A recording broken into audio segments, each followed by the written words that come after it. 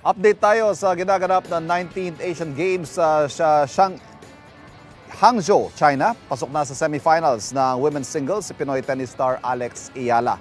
Yan ay matapos yung talunin ng pambato ng Japan na si Kyoka Okamura. Final score 0-6, 7-5 at 6-0. Ibig sabihin niyan may sure bronze medal na si Ayala.